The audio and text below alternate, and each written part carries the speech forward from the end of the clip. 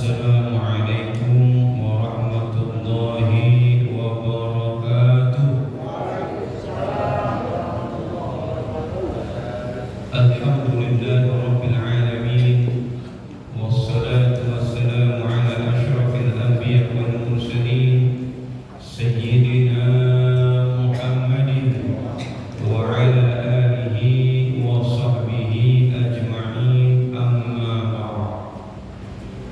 Yang saya hormati segenap asatidzah, para hujjaj, orang tua DKM Masjid Nurul Hidayah, bil khusus orang tua kita Bapak Haji Effendi Ali, Bapak Haji Abdul Aziz, Habib Zain Al-Munawar, guru kita Ustaz David Setiawan, Bapak Fauzi, Bapak Haji Bakhtiar, Bapak Haji Warsono, dan seluruh jemaah yang mohon maaf tidak disebutkan satu persatu namanya, namun tidak mengurangi rasa ta'zim hormat saya kepada bapak-bapak dan saudara sekalian.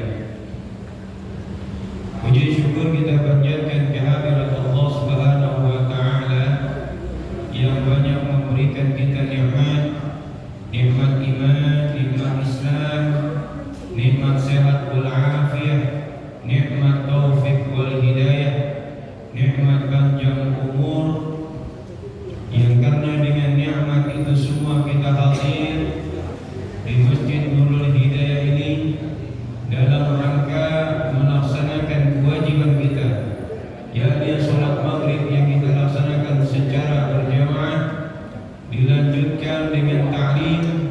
Mudah-mudahan niat langkah kita ke tempat ini mendapatkan ridha, barakah, pahala dari Allah Subhanahu wa taala. Salawat dan salam semoga tercurahkan kepada baginda Muhammad sallallahu alaihi wasallam beserta keluarganya, sahabatnya, dan para pengikutnya setia. Hadirin yang dimuliakan Allah Subhanahu wa taala, sebagaimana biasa sebelum kita mulai ta'lim, mari sama-sama kita baca suratul Fatihah. Kita hadiahkan pada ini untuk orang-orang yang telah menginfakkan hartanya guna pembangunan Masjid Nurul Hidayah, untuk orang-orang yang telah mewakafkan tanahnya untuk Masjid Nurul Hidayah, untuk kedua orang tua kita, guru-guru kita, sanak famili kita, bil khusus jamaah Masjid Nurul Hidayah yang telah berpulang ke rahmatullah. Mudah-mudahan Allah ampunkan segala dosanya, Allah terima amal ibadahnya, dan Allah jadikan kuburnya radhah min riyadil jannah. Bagi mereka yang masih hidup, mudah-mudahan Allah berikan keberkahan dalam hidupnya. Bagi mereka yang hari ini sakit, mudah-mudahan Allah berikan kesembuhan dari penyakitnya. Dan bagi mereka yang hari ini kesusahan, mudah-mudahan Allah berikan jalan keluar bagi kesusahannya. Ala hadhihi niyyah wa bi kulli niyyatin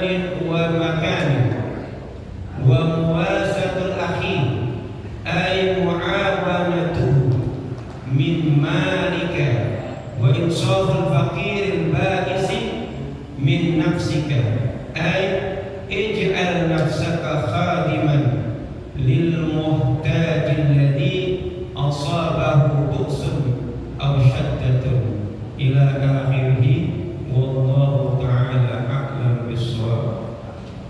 Hadirin yang dimuliakan Allah Subhanahu wa taala, kita masih membahas tentang fadilah zikir kepada Allah Subhanahu wa taala. Pada hadis ini disebutkan baginda Muhammad sallallahu alaihi wasallam bersabda, "Asyaddul a'mali salasun." Seberat-beratnya amal ada tiga. Seberat-beratnya amal ada tiga. Zikrullah ta'ala ala kulli halin, ay fi kulli zamanin wa makanin. Yang pertama itu ingat kepada Allah dalam setiap keadaan atau di setiap tempat dan waktu. Bagi sebagian orang mungkin mengingat Allah sesuatu hal yang mudah, yang gampang. Tapi bagi sebagian orang juga mengingat Allah dalam setiap waktu itu susah. Sama halnya bagi sebagian orang datang ke masjid untuk melaksanakan sholat berjamaah itu gampang bagi sebagian orang yang sudah terbiasa. Tapi bagi orang yang tidak terbiasa datang ke masjid buat sholat berjamaah itu susahnya minta ampun. Walaupun rumahnya berdekatan dengan masjid, di depan masjid, di belakang masjid, di samping masjid, azan berkali-kali, susah melangkahkan kakinya ke masjid. Tapi ada orang yang rumahnya jauh dari masjid, sebelum azan maghrib, sebelum azan isya, subuh udah ada di masjid, dan mudah bagi dia untuk melakukan itu. Ada orang yang kalau setiap malam dia bangun untuk mengerjakan sholat tahajud dan dia gampang. Tapi ada orang yang kalau mengerjakan tahajud itu susah, termasuk kita kali. Ada orang yang menganggap kalau dia bangun jam 4:30 itu masih pagi. Tapi ada orang yang bangun 4:30 dia bilang siangan, ya kan? Begitu juga dengan zikir kepada Allah Subhanahu wa taala. Kata Nabi ada tiga nih yang berat. Yang pertama itu ingat kepada Allah dalam setiap keadaan, dalam setiap waktu, setiap tempat. Mengapa? Ini amat berat bagi kita lakukan. Karena kalau orang mengingat Allah dalam setiap keadaan, di setiap waktu dan tempat, maka otomatis dia terjaga, terlindungi dari perbuatan maksiat. Dan itu sulit bagi kita untuk melakukan itu. Kita jalan dari sini, sambil jalan kita zikir, astagfirullah, astagfirullah, astagfirullah, astagfirullah. Begitu melintas perempuan yang awalnya kelihatan, itu Allah jaga, astagfirullah, astagfirullah. Kalaupun dapat sekali doang, kata Imam Ali Al-Quran, kalau sekali kata gak apa-apa, nikmat buat kamu. Tapi kalau engkau pantang, engkau pelototin, dosa.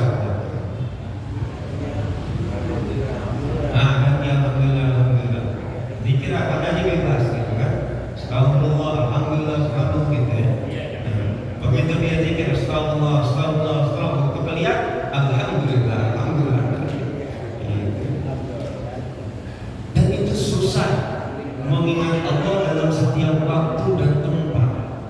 Dan kalau ada yang bisa melakukan itu, otomatis dia terlindungi dari perbuatan maksiat. Dan itu nggak bisa dilakukan sehari dua hari, harus dibiasakan. Ada orang yang setiap hari itu zikir kepada Allah Subhanahu wa taala.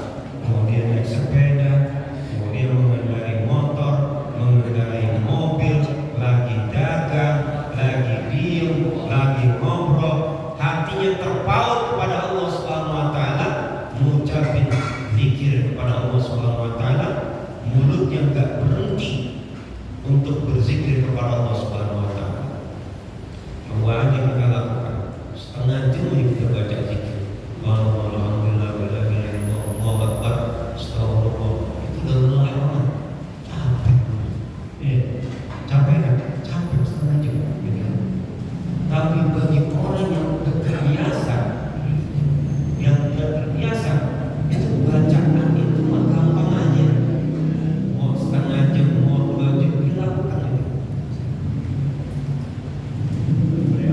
Tapi secara umum yang namanya mengingat Allah di setiap waktu dan di setiap tempat amatlah susah. Paling kita hanya bisa mengingat Allah di waktu-waktu tertentu, berzikir kepada Allah di waktu-waktu tertentu. Dan zikir kita itu biasanya monoton. Apa monoton? Gak berubah-ubah dari dulu itu saja, itu saja. Sudah asal dengan selawat saja, gak ganti-ganti. Oh sholli ala Muhammad, oh sholli ala Muhammad. Dalam satu pendapat menyatakan siapa saja yang bersalawat pada Nabi Muhammad SAW tanpa menyertakan keluarganya, maka salatnya tertolak. Misalnya Allahumma sholli ala Muhammad, Allahumma sholli ala Muhammad, Allahumma sholli ala Muhammad, salatnya tertolak. Ada yang mengatakan itu. Karena itu mesti disertakan dengan ali. Allahumma sholli ala Muhammadin wa ala ali Sayyidina Muhammad. Imam Al-Ghazali di dalam kitab Bidayah dan Nihayah yang disyarah oleh Imam Nawawi Al-Bantani dalam kitab Maraqil Ubudiyah, ada 10 macam zikir yang kata beliau jangan ditinggalkan zikir ini dalam sehari. 10 zikir jangan ditinggalkan dalam sehari. Jumlahnya terserah kemampuan masing-masing. 1 kali, 3 kali, 10 kali, atau berapa kali. Seperti tadi pagi kita mendapatkan ilmu dari Kiai Hasan Fahmi yang datang.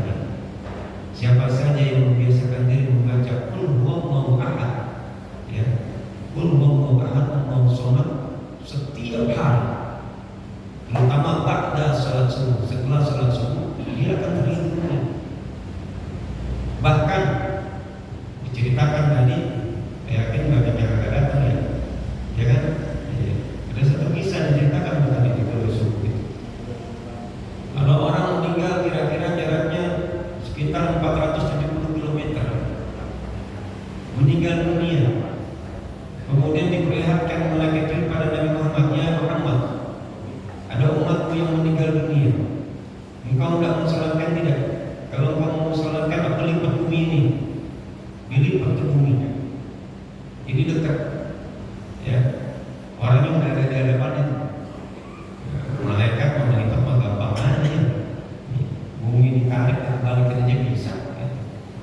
Apalagi cuma melipat doang. Kenapa dia bisa disolatkan oleh Nabi Muhammad SAW yang jaraknya jauh, didekatkan?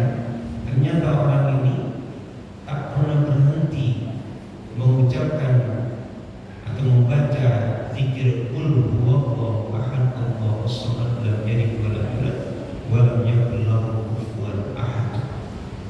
Karena itu mesti dibiasakan.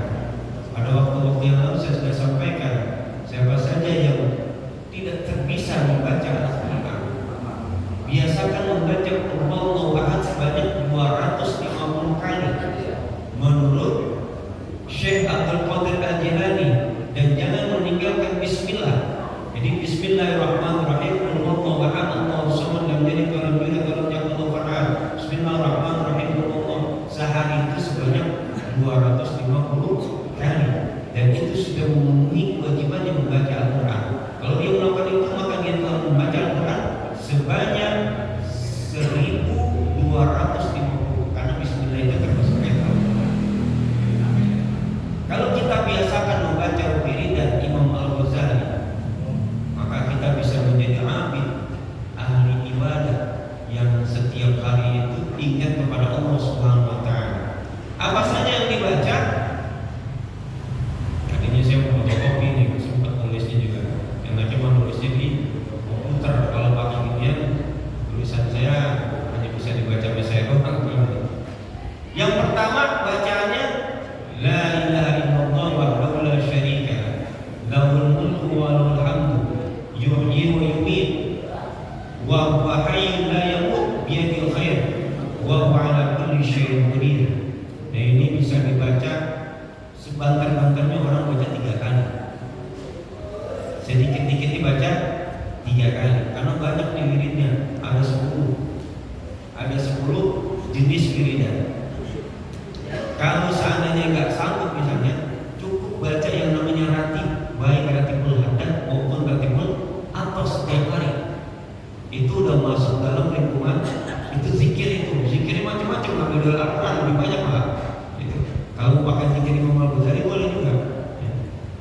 Yang pertama tadi, la ilaha illallah wahdahu la syarika lah, lahul mulku wa lahul hamdu, yuhyi wa yumiit, wa huwa hayyu la yamutu biyadil khair, wa huwa ala kulli syai'in qadir. Itu zikir yang pertama. Ada 10. Yang kedua, ini pernah diajarkan oleh Al-Hafiz Habib Umar Al-Hafiz. La ilaha illallah al-malikul haqqul mubin. Gampang itu, banyak hafal itu. La ilaha illallah al-malikul haqqul mubin. Gak usah banyak-banyak, 3 kali aja. Ya. Kalau mau sampai 10 ya paling nggak sampai setengah jam, nggak sampai. Yang ketiga, la ilaha illallah al-wahidul qahhar, rabbus samawati wal ardh wa ma bainahuma al-azizul ghaffar. Kalau saya sempat saya tulis, saya fotokopi bagi. Ya. Misalkan diamalkan. Yang keempat, dan ini sudah sering kita baca dan sudah saya sampaikan dulu. Ini aja sedikit-dikitnya. Subhanallah walhamdulillah wa la ilaha illallah wallahu akbar wa la haula wa la quwwata illa billahil aliyyil azim. Kenapa kita mesti banyak zikir macam-macam? Karena setiap zikir punya fadilahnya sendiri, punya faedahnya sendiri. Karena itu dibaca berbagai macam bentuk zikiran. Kayak ratibul haddad, ratibul akhtas. Itu kan dia macam-macam bacaannya. Mulai bacaan yang diambil dari Al-Quran, dari hadis, sampai doa ada di situ. Yang kelima kita hafal Subuhun Qudusun Rabbul Malaikatul Ruh. Itu udah hafal tuh. Sering ada di mana? Di sholat witir biasanya deh ya. Sholat witir itu ada Subuhun Qudusun Rabbul Malaikatul Ruh.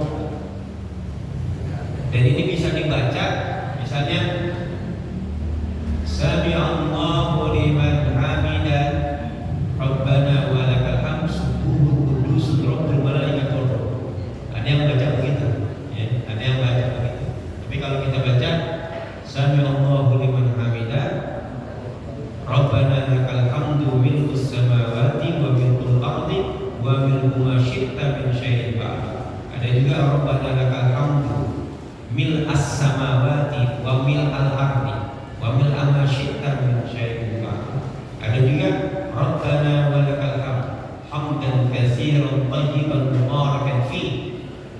Ada juga Rabbana wa lakal hamd. Udah. Mau yang mana? Yang terakhir pasti.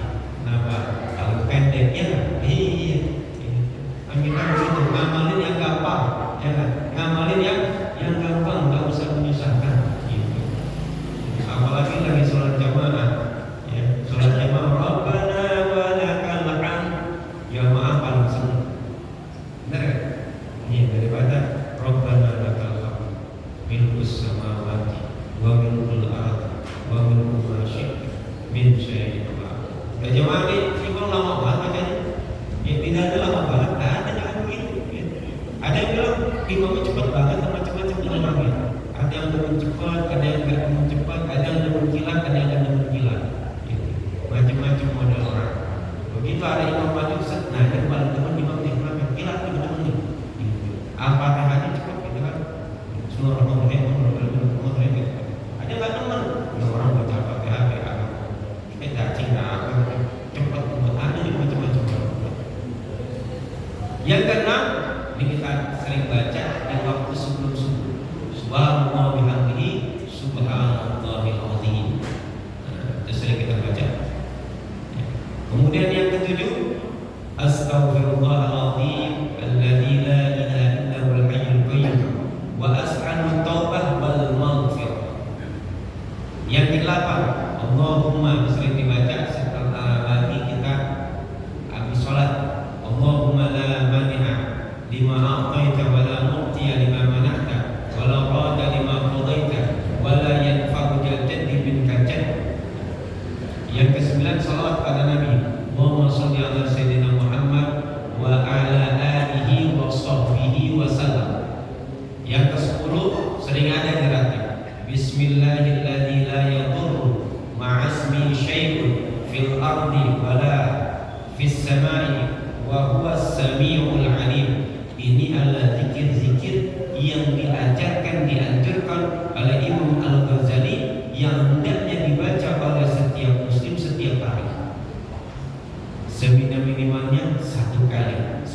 banyaknya tak terhingga. Kalau tiap hari dibaca ini buku, kita akan merasakan bagaimana khasiatnya. Kalau di dunia gak kelihatan, bukan di akhirat. Karena kalimat la ilaha illallah saja jika ditulis di kertas kemudian ditimbang dengan isi dunia dan sisinya, maka beratan kalimat la ilaha illallah. Bagaimana kalau kita sering mengucapkan? Orang yang sering mengucapkan itu kelak di akhir hayatnya gampang untuk mengucapkan. Ya.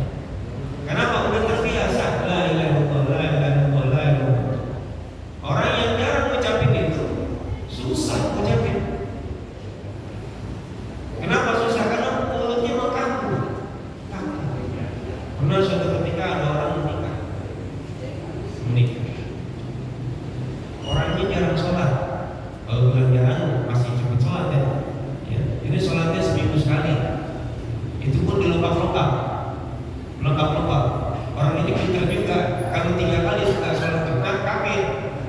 Makanya lengkap-lengkap. Minggu ini sholat, besok enggak, besok sholat, enggak. Seminggu sekali kan. Begitu mau nikah, kan suruh baca.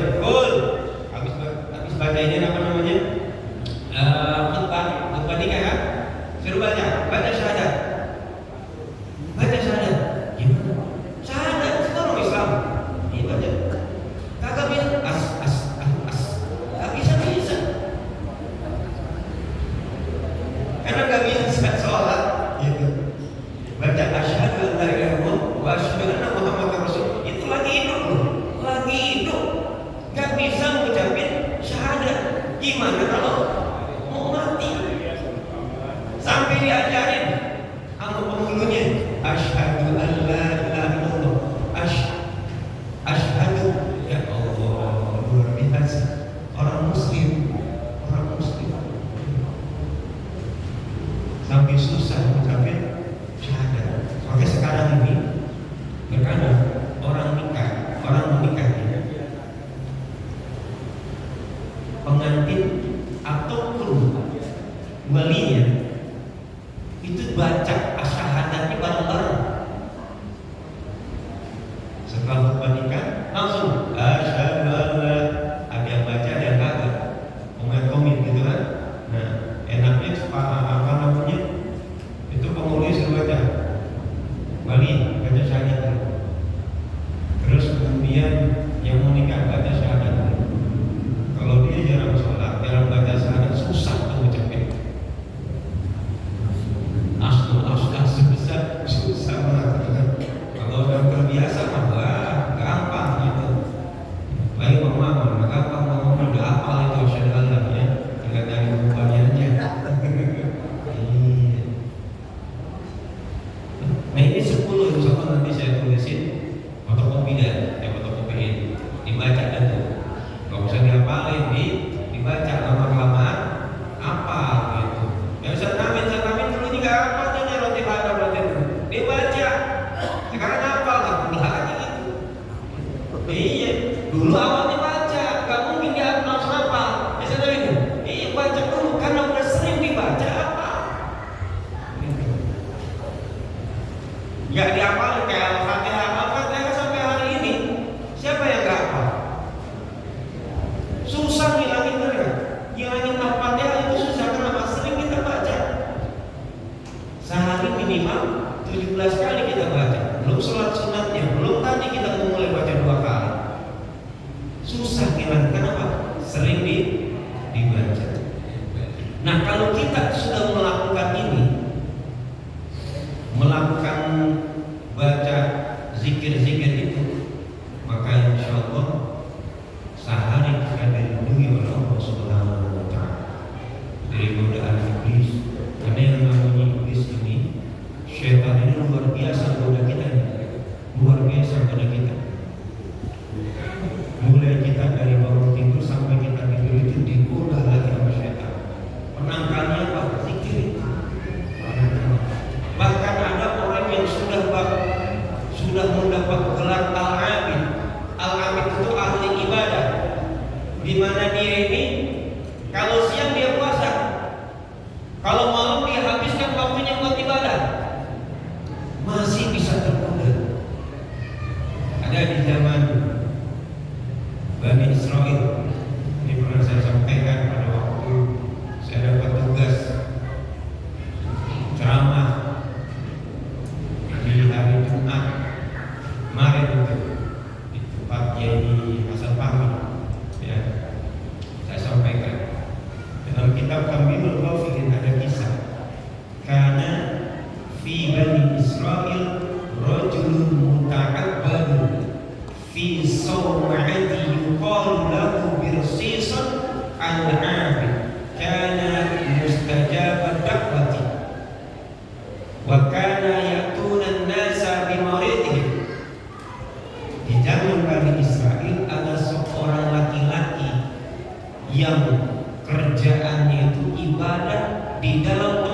ibadahnya.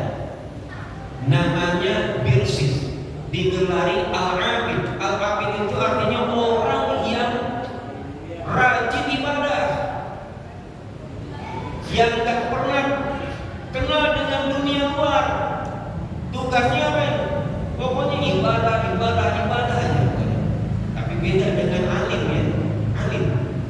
Alim itu adalah orang yang tahu, orang yang mengerti.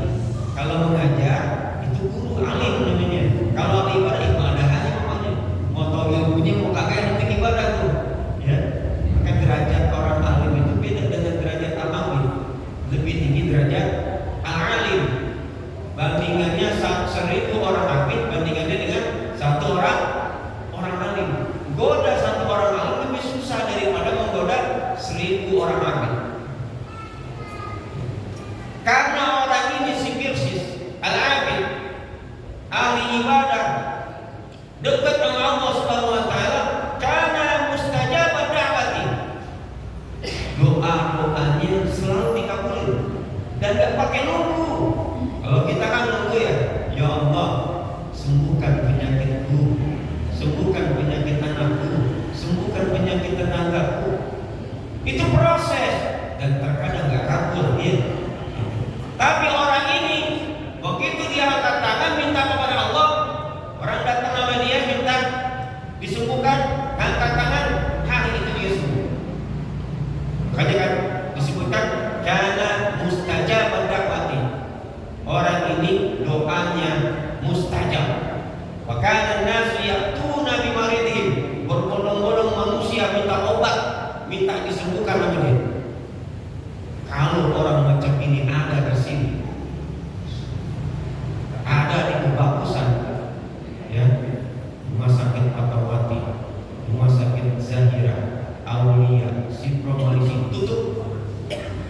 Kenapa tutup? Karena obat ke sana. Kebagusan aja minta doa, ya. Iya, rumahnya ya tumpang. Namanya Haji Abdul Aziz. Wah, udah ramai itu. Gak ikut kuliah subuh dia udah. Di rumah aja kan mungkin aja. Iya. Tinggal bahas dia bisa pamerkan. Parkir sana parkir sini sibuk udah. Kenapa? Doanya dikabulin. Selain dia katakan kabul, mau sakit apa aja? Mulai dari penyakit fisik sampai penyakit non fisik, sembuh sama dia. Cukup masih benar.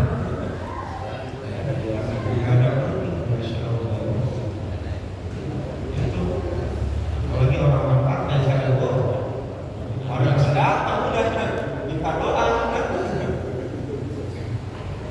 Akhirnya ini setan pada apa? Manggil di anak buahnya. Kenapa? Karena si Bilqis ini sudah mengacaukan kerjaannya setan. Ada orang yang dia bikin gila, kerasukan, datang ke Bilqis sembuh. Makanya dirapatin musyawarah. Saya tanya musyawarah. Manusia harus lebih musyawarah. Makanya tadi habis Isya itu ada musyawarah kan? Ya, yang ada pulang, terutama DKR. Itu. Musyawarah apa? Pembangunan dan musyawarah persiapan kuliah subuh. Dia musyawarah. Termasuk juga antara ada yang ukur baju yang belum ya, datang orang yang udah siap-siap datang, jadi udah saya WA, udah punya langsat ya.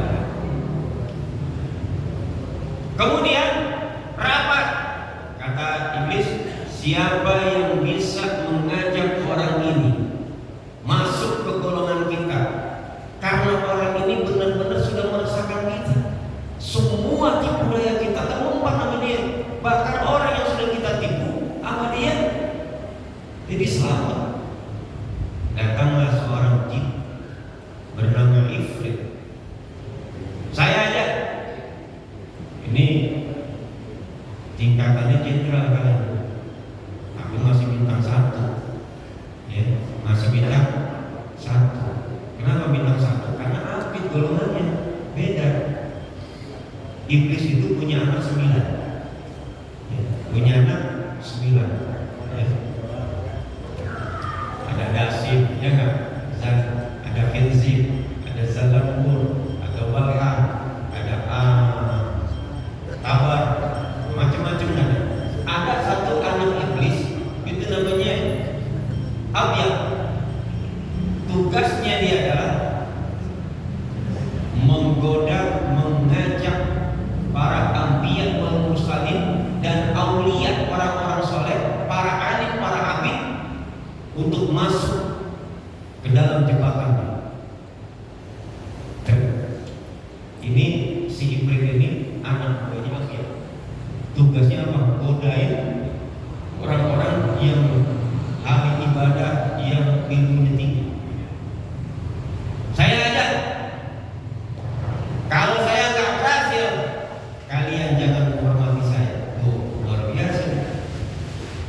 Artinya dia yakin, gampang ada orang ini kesesatan. Kenapa?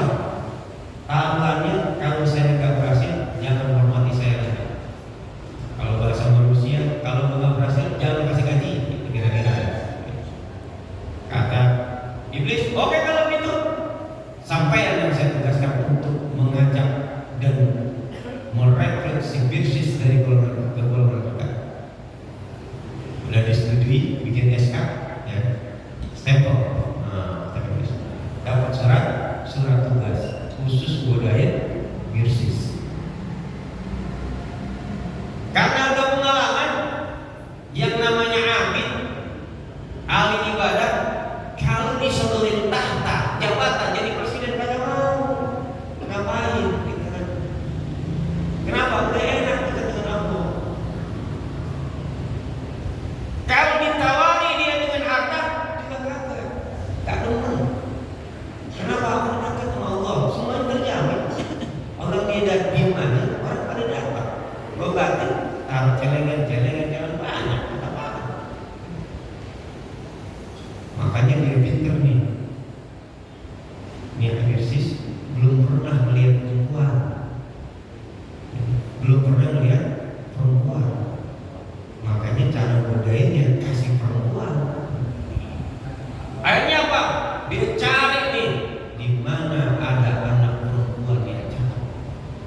Keliling negeri Bani Israel, ternyata dia menemukan ada perempuan yang cakep, anak seorang raja dari Bani Israel, putih batok, kurus tinggi, langsing badannya motor, cakep. Tapi tolong jangan dibayangin cakepnya, karena cakepnya itu relatif sama kita. Kalau mau bayangin gini kita lah. Kata Bang Hasan, aduh, bayangin ini kacau ini. Suatu ketika itu raja, anak gadisnya dan juga istrinya sedang berbincang-bincang, ngobrol di taman. Si Ibrit ini lihat, nah ini anak gadis cakep nih, mungkin ini yang akan aku jadikan bahan umpan si Birsis. Mulai ngapain dirasukin, tiba-tiba tuh anak jadi gila, kesurupan. Nah, karena kesurupan jadi gila, raja kan bingung, kok anak lagi enak-enak ngobrol di taman, sedang santai, tiba-tiba nih anak gila. Akhirnya dipanggil lah tabib istana, 1, 2, sehari, 2 hari, 3 hari gak sembuh. Kenapa? Karena di situ ditunggangi siapa? Birsis, sama si Ibrit. Karena gak bisa sembuh, Ibrit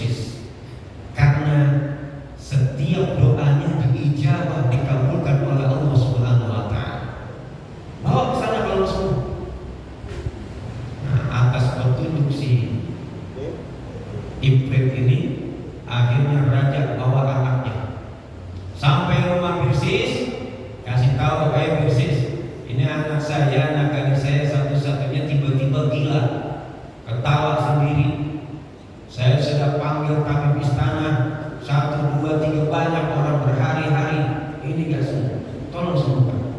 Siapa anaknya? Bulan.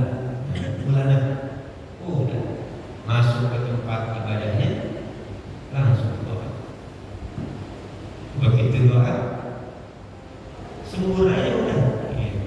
Kalau bahasa saya, kalau kata anak saya, tuh malam-malam kodok pemil kali kering kodok yang kamu sembuh tuh penyakit sembuh udah. Tuh anak sembuh seketika. Makanya kalau ada orang kayak begitu, benar-benar tutup tuh rumah sakit, ya kan? Klinik puskesmas tutup udah. Karena udah sembuh, udah, makasih, kasih hadiah, pulang. Begitu sampai istana, kolek lagi tuh, gila lagi. Emang dasar tuh iblis, ya. Dikerjain tuh orang gadisnya, jadi gila lagi. Kembali lagi si iblis datang. Raja, kalau pengen anakmu benar-benar sembuh, maka bawa lagi anakmu ke Tirsis, tinggal di sana, santrenin udah nyantren di sana. Ya. Opnam kalau bahasa kita sekarang ya, ya itu opnam. Ayahnya setuju nih, setuju. Oke kalau gitu, balik lagi. Setelah balik bilang, Tirsis, anak saya tadi udah sembuh, mau dibuatin sama kamu. Begitu balik lagi ke tempat saya, ini anak saya oleh gila lagi. Sekarang saya balik lagi, sembuhkan.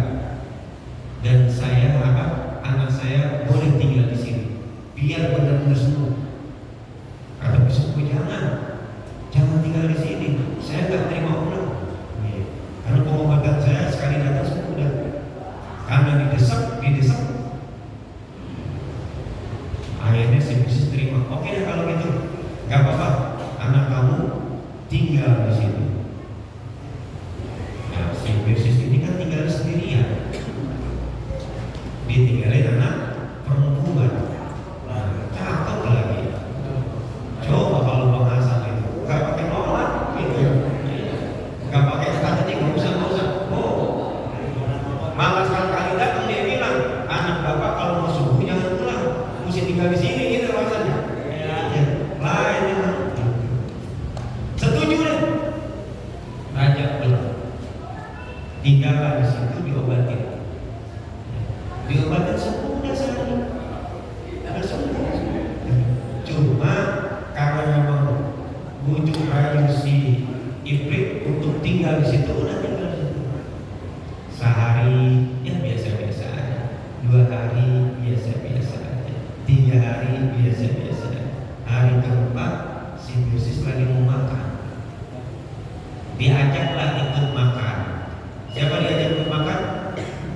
Perempuan.